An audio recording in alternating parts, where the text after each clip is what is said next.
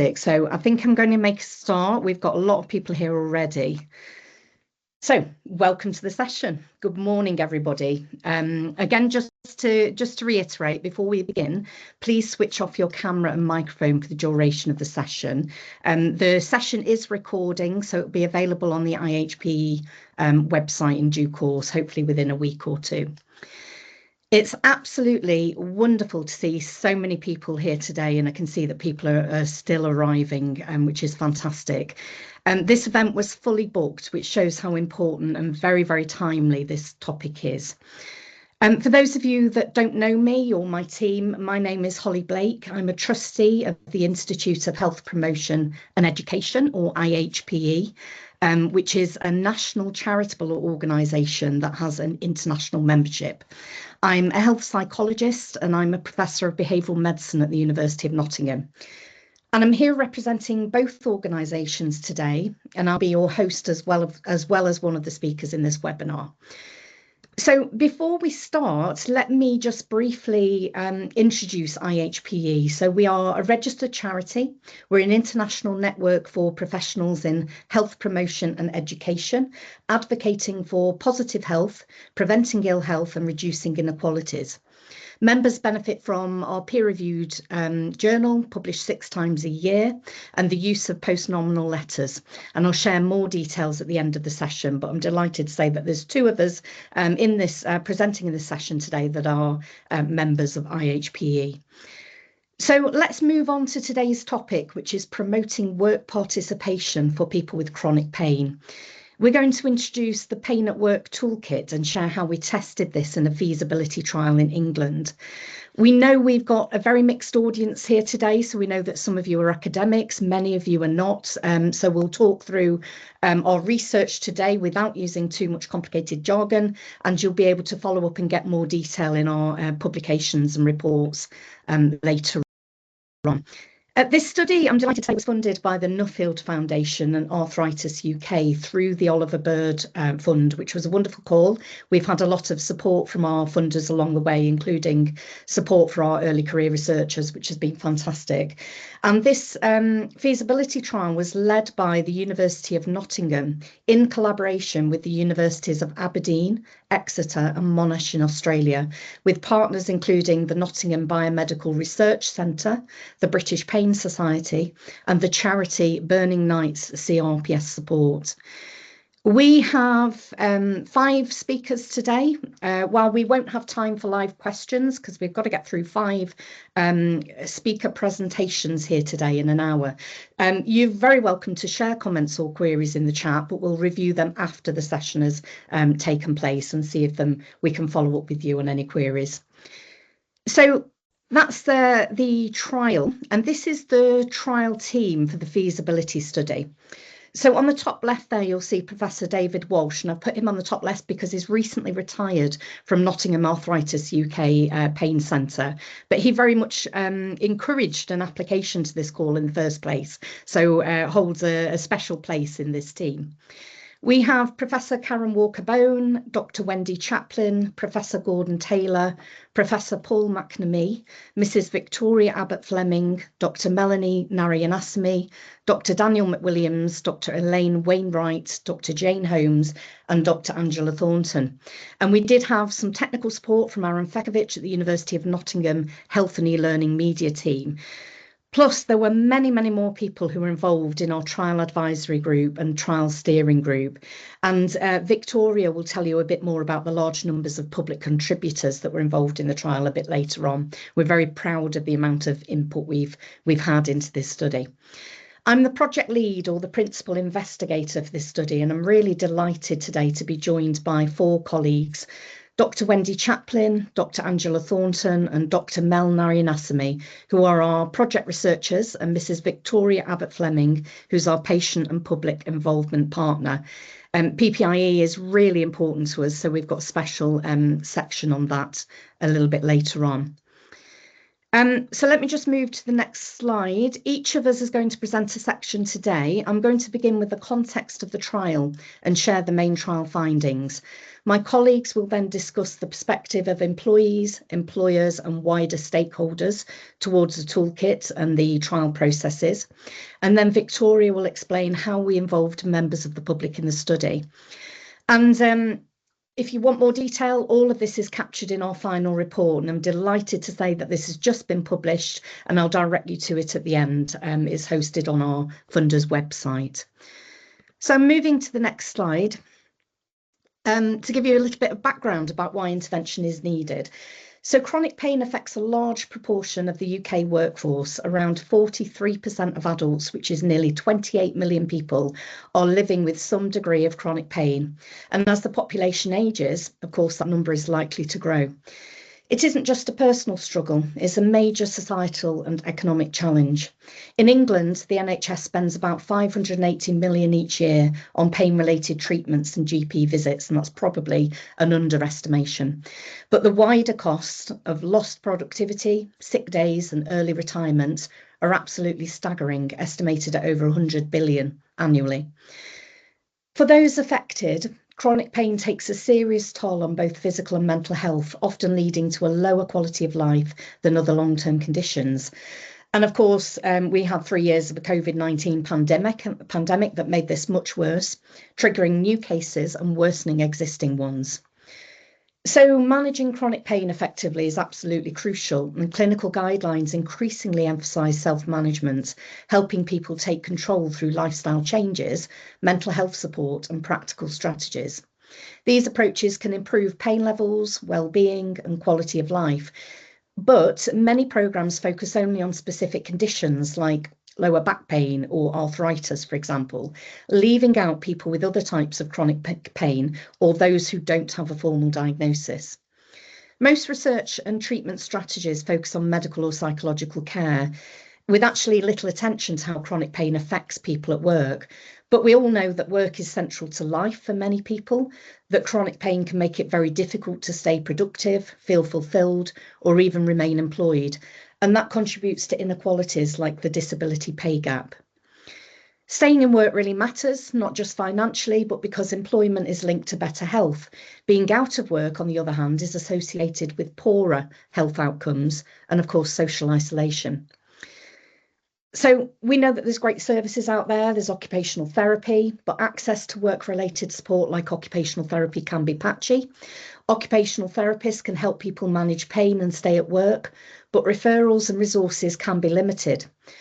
There's some very promising programmes out there like vocational rehabilitation, but the published evidence often focuses on specific conditions and they often recruit people from clinical settings, which leaves out all of those people with chronic pain who live in the community managing their pain independently, or those who don't have a diagnosis, for example. And workplace interventions also tend to be quite narrow, so they often target specific types of pain, specific job roles or employment settings, or specific treatments like exercise or ergonomic adjustments, just 1 or 2 treatments. And as a result, many people don't get the support they need, and many people don't know where to find it. Employers rarely offer consistent advice or resources. We know that from some of the survey work we've done. And only a fraction of the workforce has access to specialised occupational health services. Even when these services are available, not all professionals are necessarily well informed about chronic pain, and there's research evidence to suggest that. So I just want to change slides and move to our alignment with policy. Our research very much aligns with the 2025 Keep Britain Working Review, led by Sir Charlie Mayfield. And this review highlights rising economic inactivity due to ill health and sets out strategies to help people stay in, return to and thrive at work. And it calls for a healthy working life approach, emphasising prevention, early intervention, better access to occupational health and shared responsibility between employers, government and individuals to boost productivity and well-being. I know that many of you on this call will be familiar with this policy, but we also have international partners who may not be. And if you haven't already, I really encourage you to have a look at this report. It's on a very critical topic area. So I'm changing slides now to slide 6. Current support is very limited, so delivering interventions through the workplace outside of clinical settings could be one way of reducing inequities in access to work-related advice for people with chronic pain, while easing the burden on individuals, employers, and healthcare services. Digital tools like online packages and apps could provide a scalable way forward. But we did a systematic review of the published evidence that showed that most digital interventions still very much focus on the pain. They focus on pain relief, on symptom management, or they may focus on other circumstances or symptoms like mental ill health without addressing the challenges that people face at work. In our systematic review, which is published, we actually found no evidence-based interventions offering advice on work adjustments or support for people with chronic pain. And there were very few studies that measured work-related outcomes. And this is despite the fact that we know there's a clear impact of pain on work and a clear impact of work on pain. So moving on to the next slide, with support from many public contributors, you'll hear more from Victoria, and we had a little bit of funding from the EPSRC. We co-created the Pain at Work Toolkit, which is an online resource to help people living with ongoing pain to manage their condition while working. The Pain at Work Toolkit is designed for anyone with chronic pain, whatever their job or workplace. And the toolkit offers practical research-based advice on pain management, disability rights, workplace adjustments, and sources of support. And it also provides strategies to help users cope with pain and stay well at work. At its core, the toolkit is built on the idea that giving employees the right information and the right tools can boost their confidence, their health, and their ability to work. Importantly, the toolkit was designed with accessibility in mind, easy to use even for those who are less confident with technology. And it was designed to be inclusive of people with disabilities. So the image you can see there at the top is one of our first stakeholder consultation events back in 2020. So I'm going to move to slide 8. The main aim of our research that we're presenting today is to understand how the Pain at Work Toolkit is perceived by employees with chronic pain and to assess whether it's practical to run a large-scale trial of its effectiveness across the whole of the UK. So this feasibility study conducted in England was an important step towards establishing this toolkit as a workplace intervention to support employees living with pain. We set out 7 objectives. First, to test recruitment and retention of organisations with participants. Could be recruit people, could we keep them in the study, could we keep organisations in the study. Second, to ensure reach and representation across diverse groups. So what types of employees are we reaching? What types of organisations can we reach? Third, to assess the acceptability for both employees and employers. And fourth, to gather data for planning a future trial. Fifth, to identify meaningful outcome measures. So what sort of things do we need to measure in the future? What could the toolkit likely change for employees? And sixth, to explore economic evaluation. What sorts of things can we measure around this area? And finally, to consider how the toolkit could be scaled up if proven effective and cost effective in a future trial. So if you don't normally do research, this is a feasibility study, which is the step before a large-scale definitive trial. So moving to slide 9, we invited organisations across England to take part, whether public, private or non-profit, as long as they had at least 10 employees, so that the likelihood would be that they would have an employee with chronic pain in the workplace. Eligible participants were adults aged 18 or over who were in work and living with chronic pain that they perceived to affect their ability to do or enjoy their job. And our goal was to recruit at least 120 employees from a minimum of 8 England organisations. And moving to slide 10 now, for those interested in research methods, this was called a cluster randomised control trial. It was carried out across different employment settings across England. And in practice, this meant that whole organisations, rather than individual employees, were assigned to one of 2 groups, either to receive the Pain at Work Toolkit or to continue with their usual workplace provisions without access to the toolkit. The toolkit was designed to be a standalone resource, a digital online resource. And to make sure that participants felt supported in using it, we also offered up to 3 optional phone calls or alternative methods of contact, like text messages, if somebody preferred, with an occupational therapist who could explain and guide them through the toolkit's content. So not providing an additional occupational therapy service, but guiding them through the content in the actual toolkit. So moving on to the next slide. In this study, we focused on 3 types of outcomes. First, we wanted to see whether it was practical and acceptable to run a larger trial. Second, we gathered feedback and data from employers about their organisations and the support that they usually provide. And third, we collected online survey responses from employees. We did this at the start and again at 3 and 6 months to see if people would fill the surveys in and to help us identify the most useful measures for future research. So let's have a look at what we measured. To understand how chronic pain affects work and well-being, we used a range of different questionnaires and the data were collected in online surveys. And these questionnaires covered work-related measures like productivity, work productivity, absenteeism, confidence at work, job satisfaction, stress and workplace support. And we also assessed things like mental health and quality of life. We looked at symptoms of depression, of anxiety, and of overall general health. And in addition, we tracked employees' use of health services from GP visits to hospital care and medication through self-reported questionnaire measures. And finally, participants in the intervention group gave feedback on their experience with the toolkit. Its ease of use, its clarity and usefulness, and that helped us to understand how well it was received. And we used something called the technology acceptance model to map those questions onto. So let's have a look at the next slide, the research processes. We looked at whether the trial achieved the goals that we set in the beginning. Because this was a feasibility study, our main focus was on whether we could successfully recruit participants to the trial and keep them involved throughout the study. And we also aimed to recruit at least 1 organisation from each sector, the public, private and third voluntary or non-profit sectors, as well as include both a small or medium-sized enterprise and a large organisation to see if they could be recruited. Our trial processes proved both very practical and well received. We successfully recruited 18 organisations and 380 employees. There's a typo on that slide, actually. It should say 380, not 360. And that exceeded our original targets by more than double. We worked with a diverse range of organisations from healthcare, local government and higher education to charity, construction, consulting, utilities and the arts.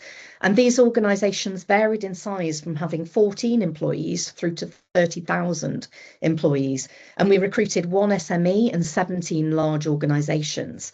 So we met our feasibility criteria. Among the 380 employees, most identified as women, with others identifying as men or non-binary. Ages range from 21 to 69 years, with an average of 46. Participants represented 17 different ethnicities and reported a wide mix of health conditions linked to chronic pain, affecting both physical and mental well-being. And around 3/4 of our participants actually reported having more than one chronic condition, which is an interesting finding in itself. Survey participation was strong. Of those that consented, 310 employees completed the baseline survey and were assigned to either the intervention group or the control group. All provided information about their work, health and mood. Follow-up rates were also high. More than half completed the 3 and 6 month surveys, exceeding our targets. Over 6 months, those using the Pain at Work toolkit reported being more productive, finding it easier to do their jobs, feeling in a better mood and experiencing fewer limitations in the workplace. So this is great. These findings suggest that online surveys can be used to track changes over time, but this was a feasibility study, and so the next step is to test the toolkit with a larger group to confirm how well it works. So we know that there were some positive outcomes in this study, but we really need to test the effectiveness in a future large-scale trial. So let's think about the actual toolkit itself. The Pain at Work toolkit was well accessed and easy to use. Employees across all 10 intervention sites explored every section of the toolkit, with the most popular being advice about chronic pain, self-management strategies, and guidance on work capacity and reasonable adjustments. Participants described the toolkit as clear and straightforward, with very few technical issues, mostly related to Wi-Fi issues on their end. Engagement was strong, with interactions ranging from 25 to over 500 clicks per person. And in fact, these interactions didn't just include clicks, it was also downloads, and it was use of videos or links. The content was valued and it did lead to some action. So most participants reported that they found it relevant. Over half reported increased knowledge about managing pain, and many more felt motivated to take steps to manage their pain at work. So that was things like asking for help, pacing activity, and proactively manage their condition. 2/3 said they'd use the toolkit again, and nearly 3/4 would recommend it to others. Importantly, the toolkit provided evidence that it was effective to be used as a standalone resource. So while we offered support calls with an occupational therapist, the uptake of that was actually very low, confirming that the toolkit is sufficient on its own, and it was designed to be a standalone toolkit. Overall, our study had very positive outcomes. Both the toolkit and the trial processes were feasible and acceptable, so that's our main finding. But I'm now going to hand over to Wendy, who's going to share in more detail about employees' views. Hello. We asked the employees what their views were, both about the toolkit and about the whole trial as a process. Could you have next slide, please? Oh, I can do it myself, sorry. So after they'd done the 3 surveys, they were invited by email, would they like to be interviewed? They could also nominate their line manager. And from that, we had a number of people volunteer to take part. So 12 people, 10 women and 2 men said they'd like to take part. The average age was 52. They ranged in age from 22 through to 65, all identified as white. 6 were from NHS sector, so that was various sites within the NHS. 4 from the local authority, and 2 from a higher education. As you can see, their job roles covered a number of different roles and different seniorities. 4 people were driving to different locations as part of their site as well, so they weren't necessarily based just in one place, one location.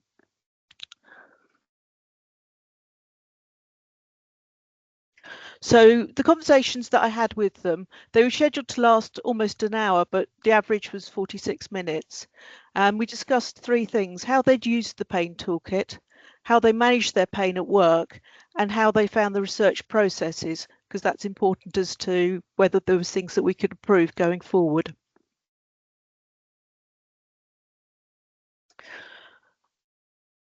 So this is what they said about the toolkit. They liked it. It was easy to navigate, and some of them wished it had been available when they first started work. Do you want the next slide, Wendy? Sorry, I've got it up on mine. Has it not come? Do you want what did we ask? What they said about the toolkit. I think it's there gone. We go. Yeah. Thank you. It would have been really helpful when they first started work, and they also liked the fact it didn't talk down to them. They didn't feel it was patronising. And what most people said was they found it helpful that all the information was gathered together. So this was good information, quite straightforward to use, a lot of it from sources that were freely available, but it was all in one place, and that was overwhelmingly what they said about it. One of them said, "It's given me a voice. The toolkit has empowerment." And that was a really satisfying comment to get, because that's what we've tried to give them, that they can self-manage their own condition. We're not asking an intervention from an outside source. So I'm hoping you can see the next slide. If you ask me to move the slides, I'll move them for you. Okay. What did they do differently? So a lot of them took account of how their body was feeling. So if their body needed more rest, they took more rest. And that's called pacing. That's breaking jobs down into smaller bits. So if you've got to stand for a while, that's very painful. But if you think, oh, I'm going to stand for 10 minutes, do those bits, and then I'm going to sit down and do the next bit, that's pacing. So you're breaking it down into manageable chunks. Some of them asked for help, so they referred to themselves to other agencies. That in this case, it was a work physio, but they also asked for help from the HR or the occupational health. And the toolkit helped them realise they could adapt the tasks they could do, so it didn't feel quite so unmanageable. A few of them shared the resources with their managers. So one lady here described sending the video of what chronic pain is to her manager, and she said, I think you need to watch. And this was before she had her next one-to-one with them, so that she could actually feel that they were all on the same page. Others used it to moderate the fact that they could ask for help, because often if you're working in a team, it's hard to ask for help sometimes. But if you ask, sometimes people are quite happy to do that, especially if they know there's a reason behind it. But one of the big differences made that people took part in exercise that ranged in all sorts of things. It could be formal exercise, but often was things like dancing, things that were fun, or maybe going out walking. They did some mindfulness, they did some stretching. Some of them looked at dietary changes. So there was lots of different ways that people used the toolkit. Can I have the next slide, please?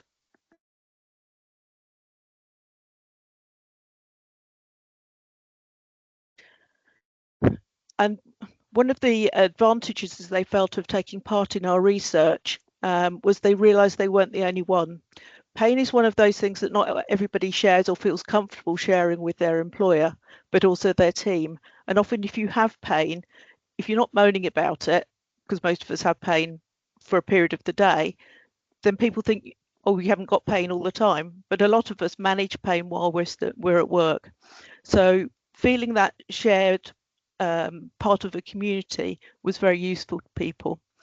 All of them expressed how keen they were to stay working and that it was an important part of what they do and part of their identity.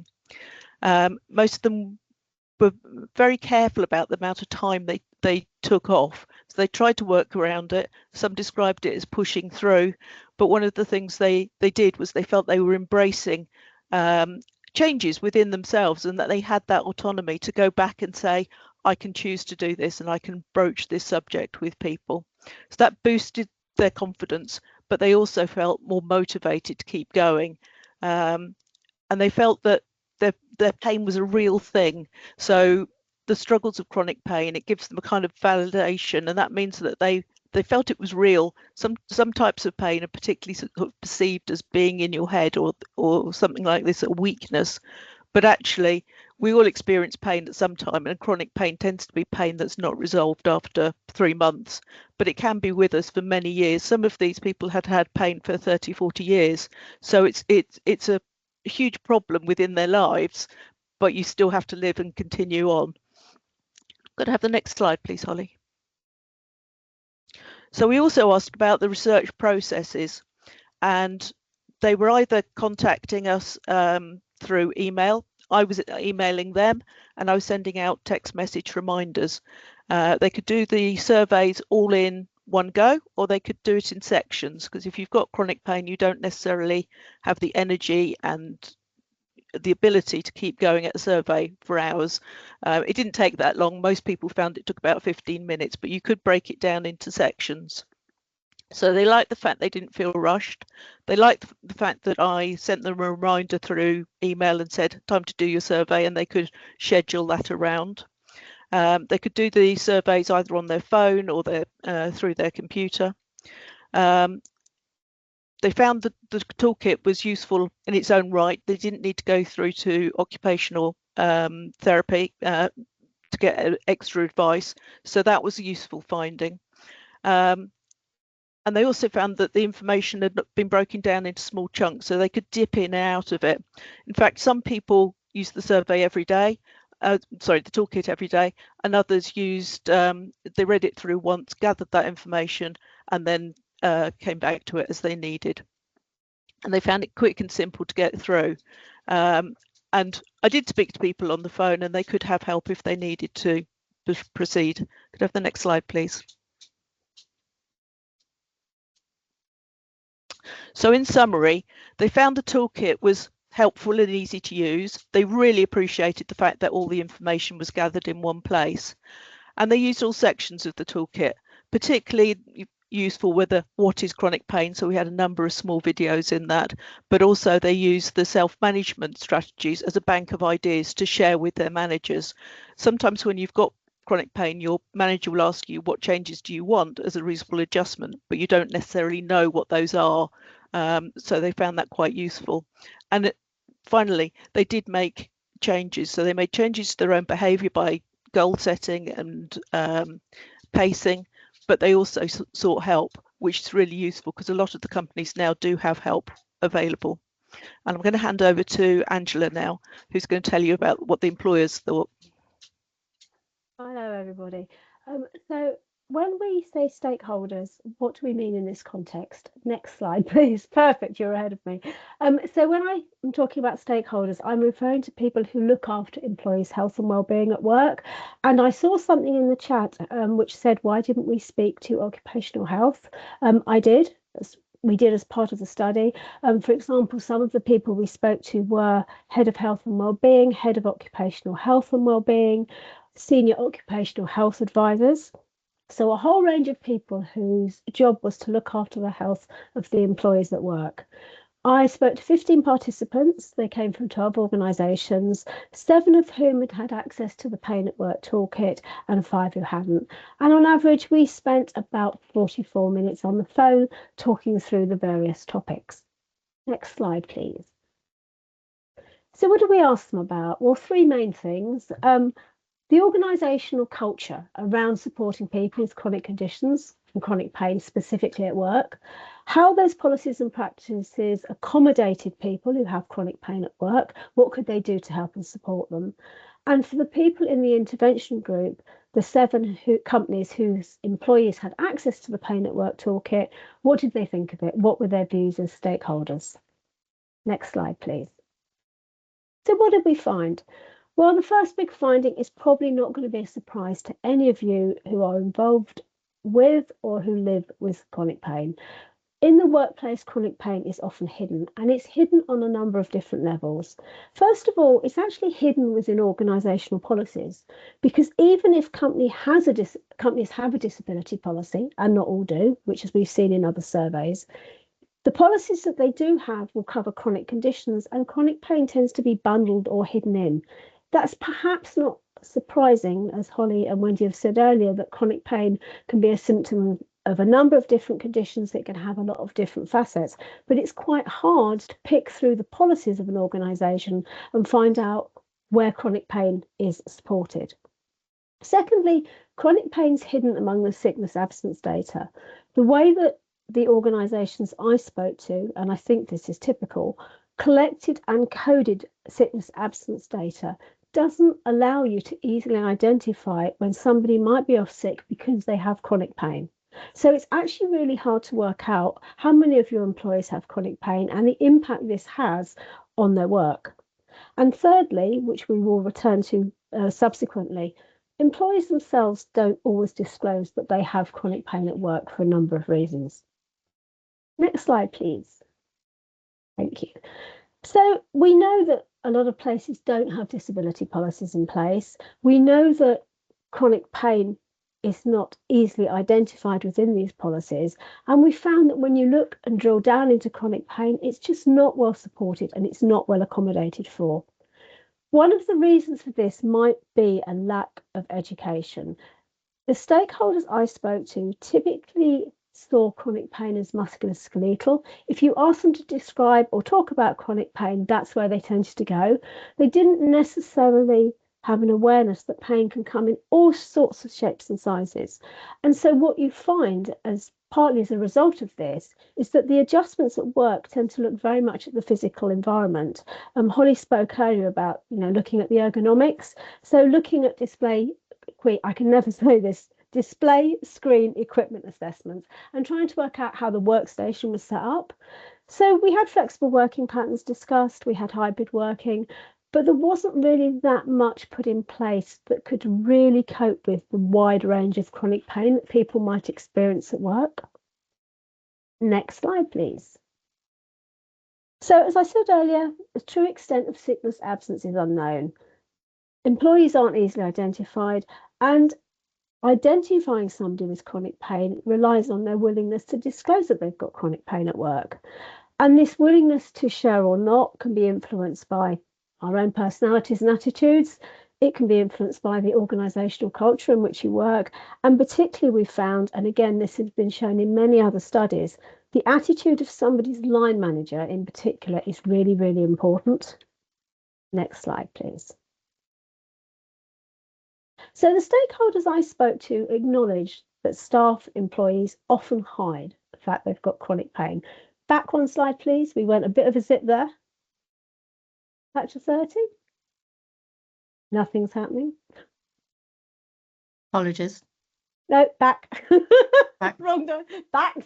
Wrong door. Perfect. Thank you. So employees often hide chronic conditions, and the stakeholders recognise that invisible disabilities are often misunderstood. They're often stigmatised. And somebody said to me, if you're not in a wheelchair, people don't really understand what the issue is. And it's a bit like mental health. And we know that the two often go hand in hand. Stakeholders acknowledge that people are often scared of disclosing a chronic condition like chronic pain. They're worried they might be discriminated against, they might be redeployed, they might even be made redundant. And so all of this together means that the true impact of chronic pain on both an employee and an employer is not really recognised. Now we can do the next slide, please. Thank you. So as I mentioned earlier, line managers are a really big deal in terms of the influence on somebody's health and well-being at work. Line managers are basically the embodiment of all of the organisational values, if they're your first point of contact. So if an organisation's got fantastic policies written out, they're all really supportive, it's all written down, but the line manager doesn't actually deliver on any of these promises, they don't mean much. And we know that line managers are typically the first point of contact for an individual with chronic conditions, and they open or close the gate for other supportive services like occupational health, for example. And a previous study that Wendy and Holly were involved in coined the term the line manager lottery, which pretty much says it all. The stakeholders I spoke to here recognised inconsistencies in terms of the support that line managers provide, and 3/4 of the people recognised that line management was an area that needs to be improved. Next slide, please. To sum up, so what did we find from this? Well, it really did shine a light on the challenges of accommodating people with chronic pain. It clearly showed the gaps and inconsistencies in organisational resource, and the 7 stakeholders who'd seen the Pain at Work Toolkit all reacted positively, and they felt it was a really valuable resource. It helped to plug the gaps that existed in organisational support, and it helped individuals manage their pain better. And I'm now going to hand over to Mel. Thank you, Angela. Good morning, everyone. It's good to speak with you today. So this part of the study came about because we believed it was important to hear the views of a broader group of stakeholders. So that was individuals who'd not taken part in the main trial, including their thoughts about the proposed Pain at Work Toolkit and how they felt that this particular intervention could be best implemented within different workplaces. So that's what I'm going to be presenting to you today. Next slide, please. Thank you. With regards to this particular part of the study, the main focus was to explore how the Pain at Work Toolkit could be rolled out in the future within different workplaces across England. Specifically, we wanted to understand what factors would make this easier and what would make this more difficult. And also thinking about the workplaces themselves, what conditions would need to be in place and who would need to be involved in order for that rollout to go well. In addition, we wanted to explore how the use of the Pain at Work Toolkit could be monitored within workplaces and how these workplaces could assess whether the toolkit is working and achieving its aim. Next slide, please. Thank you. The research team decided that the best way for us to explore those issues was to interview people so we could talk with them in detail about their thoughts, views and insights regarding these areas. So in order to do that, we had to follow a plan which involved 4 key things.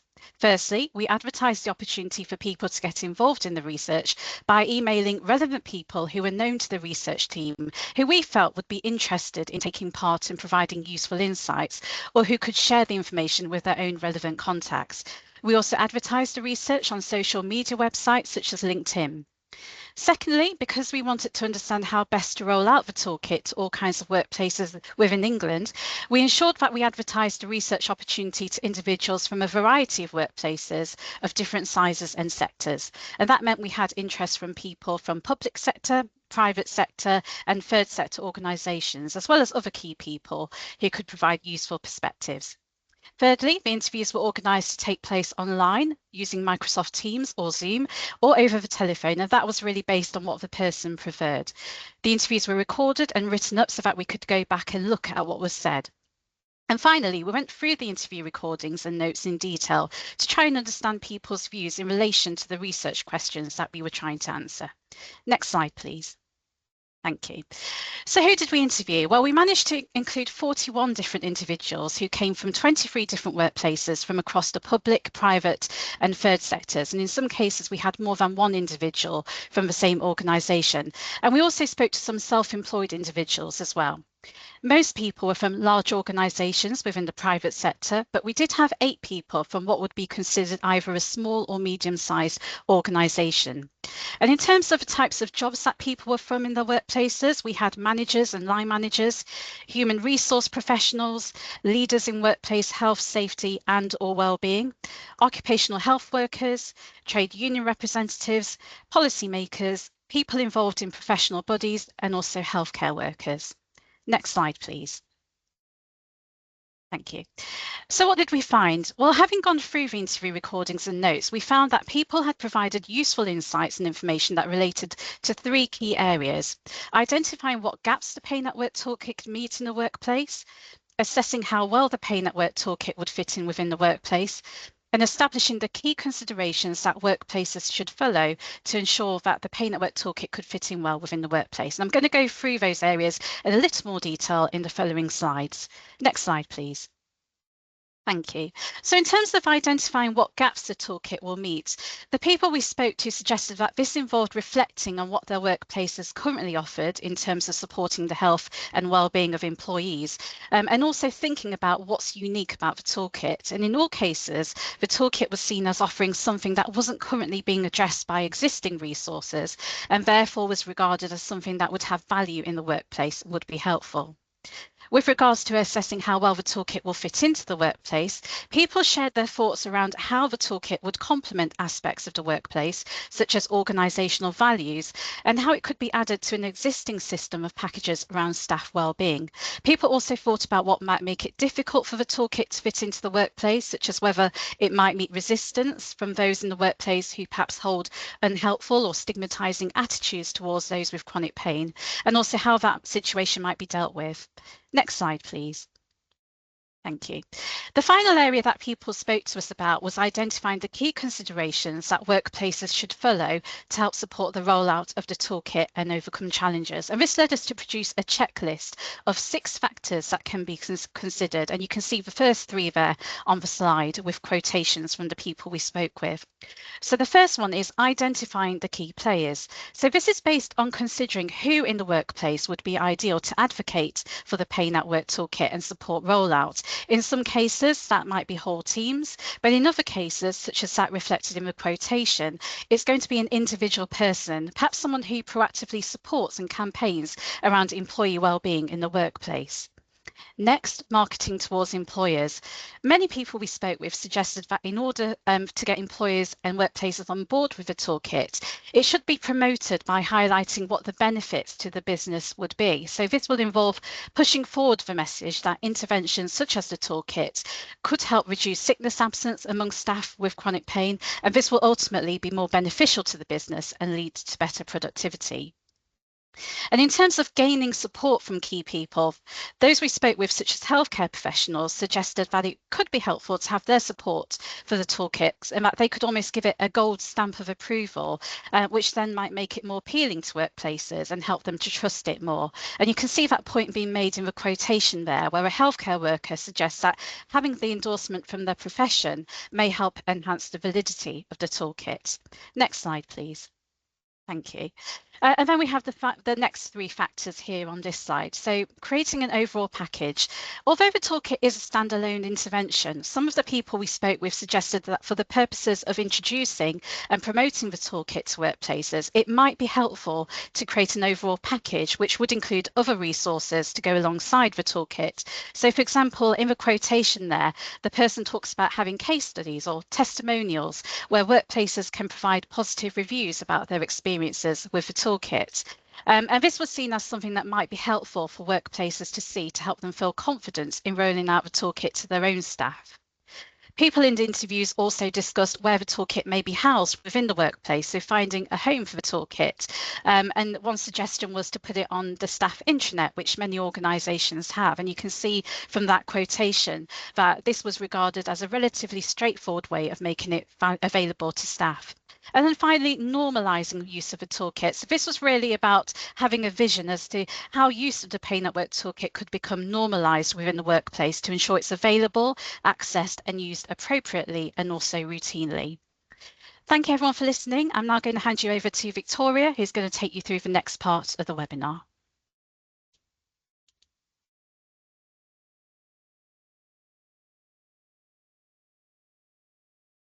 Just there's a large number of employees. Wendy, if you can see Victoria in the list, please do add her in. I'm just scanning through myself.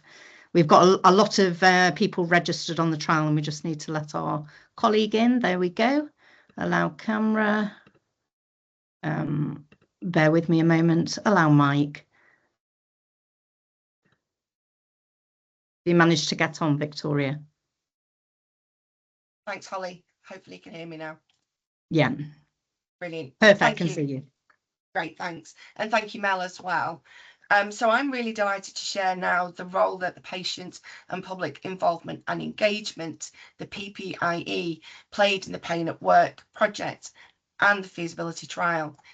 This has certainly been a long-term journey of partnerships, and as you've heard today, involving employees, employers, researchers, workplace specialists, charities, and crucially, people with lived experience of chronic pain.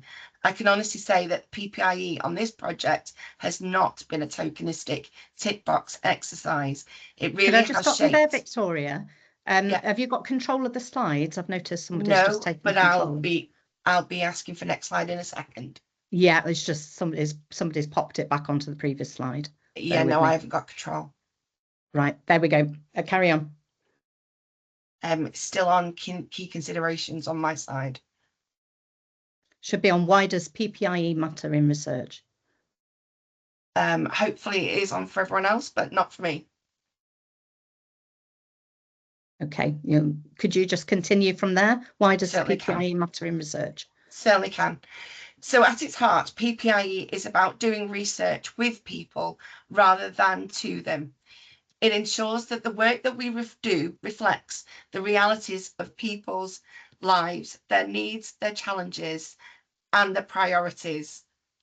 At its core, PPIE is making research meaningful, relevant, and grounded in real life, but it's all about accountability. If we're developing something intended to support employees living with chronic pain, then those voices really do have to shape the priorities, the design, the delivery, and the evaluation. For a project focused on supporting employees living with chronic pain, involvement was not optional, it was essential. And chronic pain really affects, as you've heard today, every aspect of daily life. So to create that meaningful toolkit, we needed insights that came from real experience, real workplace, and real people. All of this involvement has not been symbolic or limited. And as you've heard, chronic pain affects millions of working adults today. And for many, it impacts not only their health, but their job security, well-being, and financial stability. But these numbers don't tell us that employees need better support at work. They don't tell us how to provide that support. It's the lived experience that does. And this trial wasn't simply about testing a toolkit. The Pain at Work toolkit has credibility because it has been shaped and strengthened by the very people it really does aim to support. The PPIE in this project has always been more than attending meetings or reading documents. It's been an active process of shaping, questioning, co-producing and adapting the research at every stage. That's why PPIE has been the backbone of this project. We really couldn't create a useful toolkit without the insights of people. So PPIE isn't just something that we did, it's how the entire project has been built. Can I have the next slide, please, on how PPIE shaped the trial? Thank you. Yeah, it's on that one, you should see it. Thank you. So now you know why PPIE has been integral at the Pain at Work trial.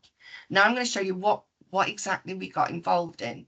Before a single page of the toolkit existed, we carried out workshops, surveys, and peer reviews with employees, employers, and health professionals. These weren't one-off consultations. People with lived experience co-led activities. They shaped content, reviewed the language, and guided decisions about accessibility and structure. Once the prototype was developed, we tested it with over 100 people living with chronic pain and 15 expert reviewers, and their feedback led directly to improvements in clarity, usability, and obviously relevance. We then had the pandemic, but we wanted to ensure afterwards that the toolkit was still relevant.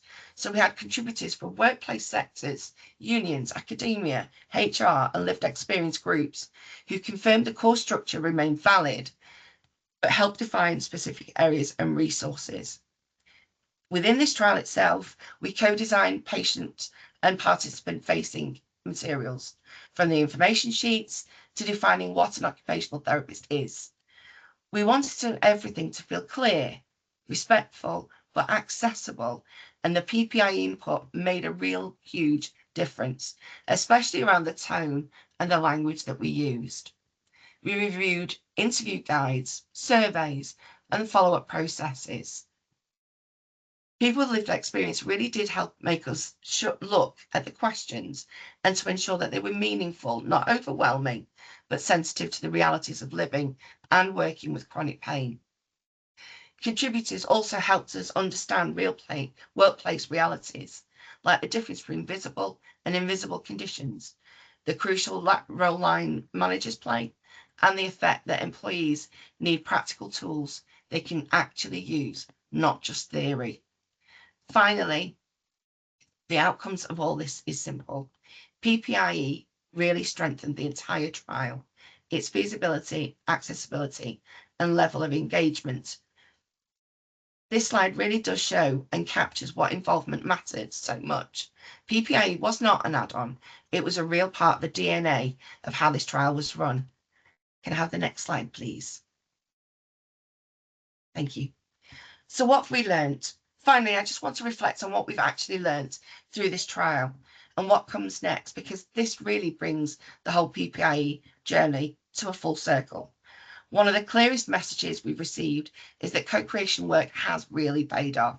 The toolkit was described as clear, relevant, and easy to use, as you've heard today, which is exactly what we hoped for when we first brought together employees, employers, and people with lived experience. That foundation of co-design has been visible throughout the whole feasibility stage. And as you've heard, we have seen real practical changes as a result of PPI feedback. Everything from how we phrase text messages to structure the final reports and greater accessibility. These may sound like small edits, but they are the things that make people feel included. They make us feel respected and able to engage real fully. Importantly, we've also stayed true to what our PPI contributors told us right from the very start. People asked us for an approach that recognised the complexity of chronic pain, that valued lived experience equally with academic experience and expertise, but that offered genuine useful tools. And I believe that we have honoured that throughout the project. So as we now look at what we are doing now for PPIE, we're co-producing hopefully some new infographics amongst other things, and we'll be making sure that findings are shared widely in accessible formats. So what will happen now? And one key lesson we need to remember for going forward, and it's this: Real change in the workplace depends on understanding, depends on communication, as well as practical resources. PPI highlighted this over again and again, and trial findings did reinforce it. And supporting employees with chronic pain isn't just about policies, it's about empathy, clarity, and actionable tools. So I hope you've been able to see that PPIE in this project hasn't been tokenistic. It really has been embedded, consistent, and respected. And I, for one, am incredibly proud to have been involved in such a fantastic project that has been grounded in partnership, respect, and lived experience. Back to you, Holly. Thank you so much, Victoria, for those fantastic insights into how we involve public members of the public and other contributors in this trial. I've just pasted into the chat a link to our paper, which reports the 5 years of patient and public involvement in this work that we've been doing. In the coming months, we'll be updating the Pain at Work Toolkit to ensure that resources are relevant across the whole of the UK. And we're also developing materials that employees can share directly with their line managers alongside this toolkit. From the outset, our plan was to follow this feasibility study with a larger scale trial to test the effectiveness and cost effectiveness of the toolkit in UK organisations. So we're waiting for the outcome of a funding application on that, but if it was successful, it will begin in March 26, running over 3 years with the same university and organisational partners, and an exciting new collaboration with Professor Yildiz Pryor from the University of Salford. So one thing I do want to do is to express our thanks to our funders, our partners and our public involvement contributors and everybody who supported this trial through the management team, steering group and advisory boards. And they're all named in our final report that you can find on the Nuffield Foundation's website under the Pain at Work Toolkit. So thank you very much to all our collaborators and partners. I just want to pop up this last slide. On behalf of IHPE, the Institute of Health Promotion and Education, and the University of Nottingham, thank you so much for joining us today. And thank you very much to our excellent speakers, part of the Pain at Work Toolkit team. Our final report has all the references to our published papers that we've done so far. There's more to come, and that's available on Nuffield Foundation's website under the Pain at Work Toolkit. Before we close, if you could take a moment to complete the evaluation survey via the QR code, I'd be very grateful. It only takes a minute and it'll help to shape our future continuing professional development offers from IHPE. Keep an eye on our website for upcoming sessions in 2026, which we're planning at the moment. Certificates of attendance can be requested from IHPE admin team within the next week. So if you want one, please do that. And we're also very pleased to welcome new members. There's currently a £10 discount on IHPE membership fee, which would cover the rest of 2025 and all of 2026. So you get an extra month if you join now. You'll receive all of this information by email after the event, so don't worry about writing it down. That's all from us today. Thank you again, and we look forward to seeing you at future sessions. We've answered the majority of questions in the chat. We didn't have a Q&A, but we tried to answer as many as you can. If you do have more questions, please do drop us an email. Wendy's posted the trial team email into the chat, or you can contact me directly as the principal investigator. So that's all today. Thank you. We look forward to seeing you at the next IHPE events. That's goodbye from the Pain at Work team and IHPE. Goodbye.